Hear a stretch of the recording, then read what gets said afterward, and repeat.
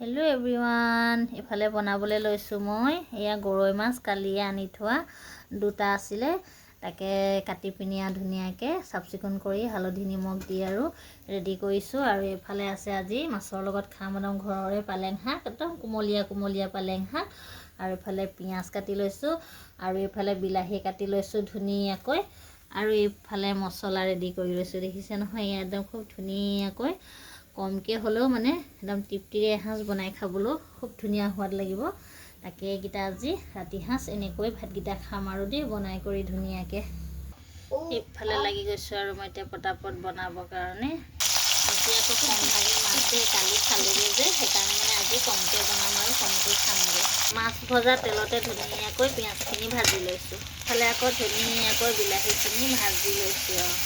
আৰু ইফালে বিলাহীখিনি ধুনীয়াকৈ অলপমান গলি গ'লগৈ, গলি গৈছে ধুনীয়াকৈ।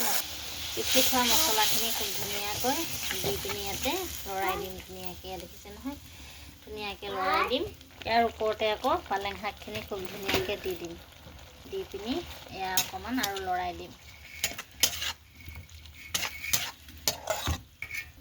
এনেকৈ খুব ধুনীয়াকৈ অলপ দেৰি চলাই দিম, চলাই পিনি অকণমান পানী দি দিম। ধুনীয়াকৈ পানী দিছোঁ, অলপ দেৰি উতলাই ল'ম। ইমান যে ধুনীয়াকৈ উতলি আছে জুইত, দেখিছে নহয়, জুইতে বনাইছোঁ।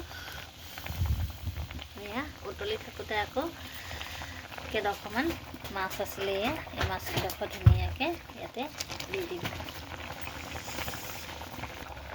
লগতে কাটি থোৱা ধনিয়া, এয়া দেখিছে নহয়, ধনিয়া একদম ঘৰৰ ধনিয়া, এতিয়া ইয়াতে ধুনীয়াকৈ কৰি দিম, দি দিম ইয়াতে।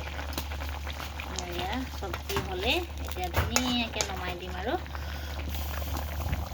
দেখিছেনে কালাৰটো,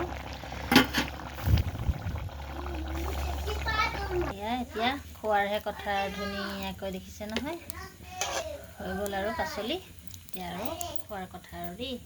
আজিলৈ ভিডিঅ'টো ইমান কণে, বাই।